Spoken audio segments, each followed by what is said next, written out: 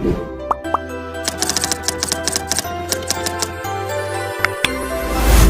Hello നമസ്കാരം.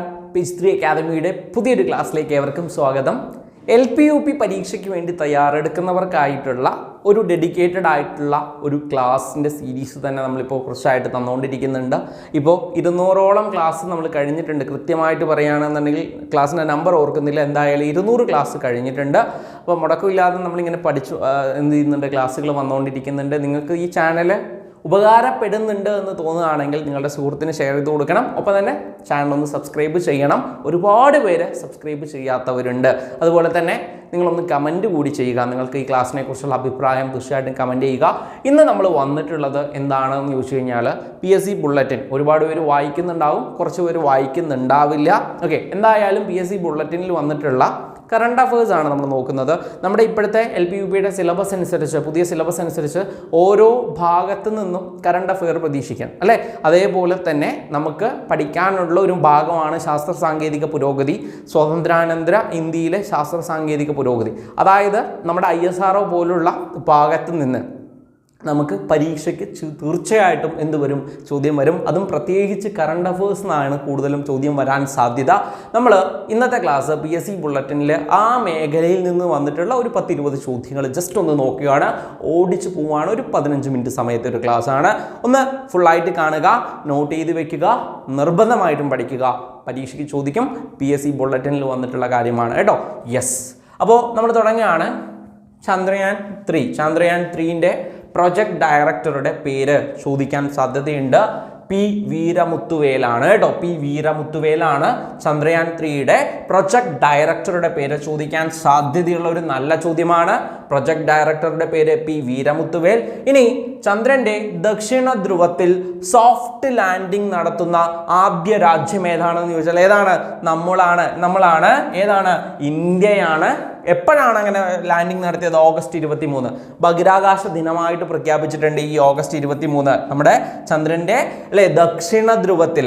Okay, ദക്ഷിണ ധ്രുവത്തിൽ എങ്ങനെയാണ് സോഫ്റ്റ് ലാൻഡിംഗ് നടത്തുന്ന ആദ്യ രാജ്യം? ഏതില്? ചന്ദ്രയാൻ 3.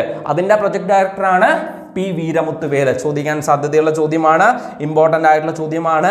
ഇനി ചന്ദ്രയാൻ 3 സോഫ്റ്റ് ലാൻഡിംഗ് നടത്തിയല്ലോ. എവിടെ? ദക്ഷിണ ധ്രുവത്തിലാണ് നടത്തിയിട്ടുണ്ടായിരുന്നത് അല്ലേ. അങ്ങനെ ആദ്യമായിട്ട് ദക്ഷിണ ധ്രുവത്തിൽ സോഫ്റ്റ് ലാൻഡിംഗ് നടത്തിയ രാജ്യമാണ് ഇന്ത്യ. 2023 ഓഗസ്റ്റ് 23 ഈ ഓഗസ്റ്റ് 23 നമ്മൾ എന്തായിട്ട് ബഹിരാകാശ ദിനമായിട്ട് ആചരിക്കാൻ തുടങ്ങിയിട്ടുണ്ട് എന്ന കാര്യം പറഞ്ഞു. അപ്പൊ ചന്ദ്രന്റെ ചന്ദ്രയാൻ 3 ചന്ദ്രന്റെ ദക്ഷിണ ധ്രുവത്തിൽ സോഫ്റ്റ് ലാൻഡിംഗ് നടത്തി.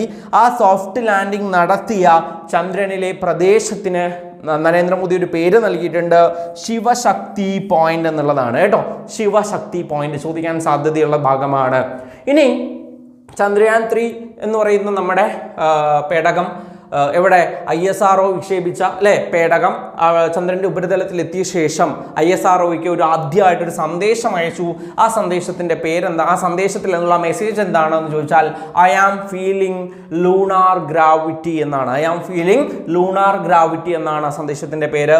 ഇനി ISROയുടെ പുതിയ ബഹിരാകാശ തുറമുഖം സ്ഥാപിതമാകുന്നത് എവിടെയാണെന്ന് ചോദ്യം വന്നാൽ കുലശേഖര പട്ടണത്താണ് കേട്ടോ. ISROയുടെ പുതിയ ബഹിരാകാശ തുറമുഖം സ്ഥാപിക്കുന്നത് കുലശേഖര പട്ടണത്തിലാണ്. ഇനി ഇന്ത്യയുടെ ആദ്യ സൗര ദൗത്യം ഏതാണ്? ആദിത്യ L1 ആണ് ഇന്ത്യയുടെ ആദ്യത്തെ സൗര ദൗത്യം. ഇന്ത്യയുടെ ആദ്യത്തെ സൗര ദൗത്യം ആദിത്യ L1. ഇനി അടുത്തതായിട്ട് ആരുടെ സ്മരണാർത്ഥം പുറത്തിറക്കിയ പുസ്തകമാണ് മെമ്മറീസ് നെവർ ഡൈ എന്നുള്ളത്? APJയുടെ സ്മരണാർത്ഥം പുറത്തിറക്കിയ പുസ്തകമാണ്. നസീമ മരൈക്കാറും YS രാജനും ചേർന്നാണ് ഈ പുസ്തകം എഴുതിയിരിക്കുന്നത് എന്ന കാര്യം കൂടി ഓർത്തു വെക്കുക. ചിലപ്പോൾ ചോദിക്കാൻ സാധ്യതയുള്ള ഒരു ചോദ്യമാണ്. മെമ്മറീസ് നെവർ ഡൈ ആരുടെ സ്മരണാർത്ഥം പുറത്തിറക്കിയതാണ്? നമ്മുടെ ജനങ്ങളുടെ പ്രസിഡന്റ് എന്നറിയപ്പെടുന്ന നമ്മുടെ പീപ്പിൾസ് പ്രസിഡന്റ് എന്നറിയപ്പെടുന്ന APJ അബ്ദുൽ കലാം. അദ്ദേഹത്തിന്റെ സ്മരണാർത്ഥം ഇറക്കിയ പുസ്തകമാണ് മെമ്മറീസ് നെവർ ഡൈ എന്നത്. നസീമ മരൈക്കാറും YS രാജനും ചേർന്നാണ് ഈ പുസ്തകം എഴുതിയത് എന്ന കാര്യം ഓർത്തു വെക്കുക. ഇന്ത്യയുടെ ദേശീയ ബഹിരാകാശ ദിനം 2023 ചന്ദ്രയാൻ 3 അല്ലേ, അവിടെ എത്തുന്നു. അതുകൊണ്ട് ഓഗസ്റ്റ് 23 ഇന്ത്യയുടെ ദേശീയ ബഹിരാകാശ ദിനമായി ആചരിക്കാൻ തീരുമാനിച്ചിട്ടുണ്ട് എന്ന കാര്യം ഓർത്തു വെക്കണം. ഇന്ത്യയുടെ ആദ്യ ദേശീയ ഹരിത ഹൈഡ്രജൻ മൈക്രോ ഗ്രിഡ് പദ്ധതി നിലവിൽ വരുന്നത് എവിടെയാണെന്ന് ചോദിച്ചാൽ ലഡാക്കിലാണ് ഇന്ത്യയുടെ ആദ്യത്തെ ദേശീയ ഹരിത ഹൈഡ്രജൻ മൈക്രോ ഗ്രിഡ് പദ്ധതി നിലവിൽ വരുന്നത് എവിടെയാണ്? ചോദ്യം വരാം. ലഡാക്കിലാണ് എന്ന കാര്യം ഓർത്ത് വെക്കണം. അടുത്തത് 2023 ഓഗസ്റ്റിൽ പരാജയപ്പെട്ട റഷ്യയുടെ ചാന്ദ്രദൗത്യം. നമ്മുടെ ചാന്ദ്രദൗത്യം വിജയിച്ചതുകൊണ്ട് നമുക്ക് അത് ഓർത്ത് വെക്കുക. ഓഗസ്റ്റിൽ പരാജയപ്പെട്ട റഷ്യയുടെ ചാന്ദ്രദൗത്യം ലൂണ 25. ഓപ്ഷനിൽ കാണും ലൂണ 25, കാരണം വാർത്താ പ്രാധാന്യമുള്ള കാര്യമാണ്. അപ്പോൾ നമ്മളെ ഒന്ന് കൺഫ്യൂസ് ചെയ്യാൻ അങ്ങനെ വരാം. അപ്പോൾ ലൂണ 25 റഷ്യയുടെ ആണെന്നും പരാജയപ്പെട്ട ചാന്ദ്രദൗത്യമാണ് എന്ന കാര്യം ഓർത്തു വെക്കുക. യെസ്. ഇനി വിക്രം സാരാഭായ് സയൻസ് ഫൗണ്ടേഷന്റെ പ്രഥമ വിക്രം സാരാഭായ് വിജ്ഞാൻ പുരസ്കാരം നേടിയത് ആരാണ്? എസ് സ്വാമനാഥാണ് അല്ലേ. ISROയുടെ ചെയർമാൻ ആയിട്ടുള്ള എസ്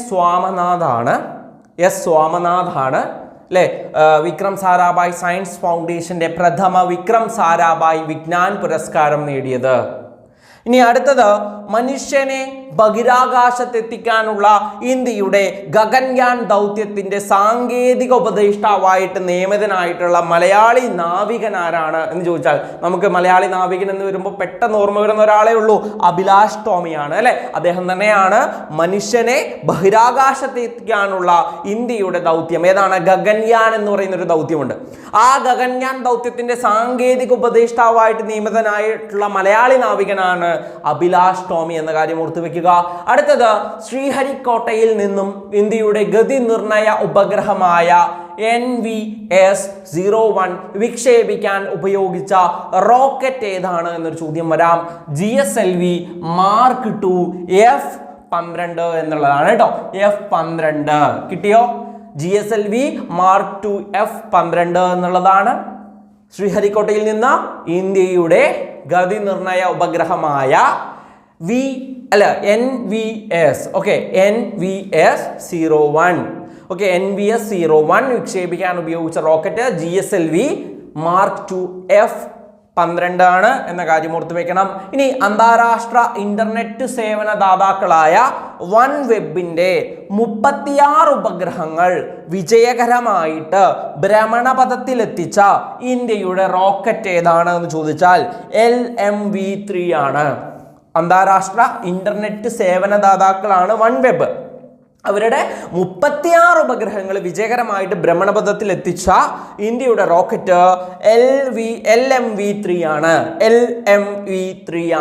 ഇമ്പോർട്ടൻ്റ് ആയിട്ടുള്ള ചോദ്യം. അടുത്ത ചോദ്യം, GPS-ന് ബദലായി ഇന്ത്യയിൽ വികസിപ്പിച്ച നാവിഗേഷൻ സംവിധാനമാണ് നാവിക ചിപ്പ് കേട്ടോ.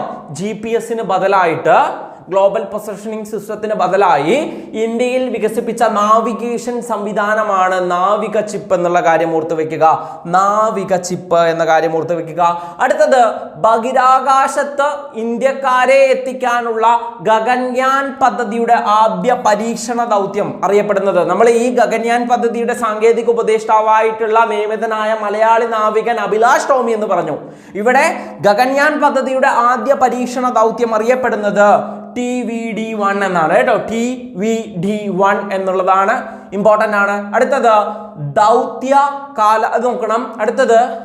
ദൗത്യ കാലാവധി പൂർത്തിയാക്കി 2023 ISRO നിയന്ത്രിത തിരിച്ചിറക്കൽ പ്രക്രിയയിലൂടെ തിരികെ എത്തിച്ച കാലാവസ്ഥാ ഉപഗ്രഹം.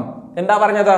അതായത് നമ്മൾ ഇവിടുന്ന് വിട്ടാക്കിയ ഒരു കാലാവസ്ഥാ ഉപഗ്രഹം, അതിന്റെ ദൗത്യത്തിന്റെ കാലാവധി പൂർത്തിയായി. അപ്പൊ അതിനെ നിയന്ത്രിതമായ രീതിയിൽ തിരിച്ചിറക്കാൻ സാധിച്ചിട്ടുണ്ട് ISROക്ക്. അങ്ങനെ തിരികെ എത്തിച്ച കാലാവസ്ഥാ ഉപഗ്രഹം ഏതാണ്?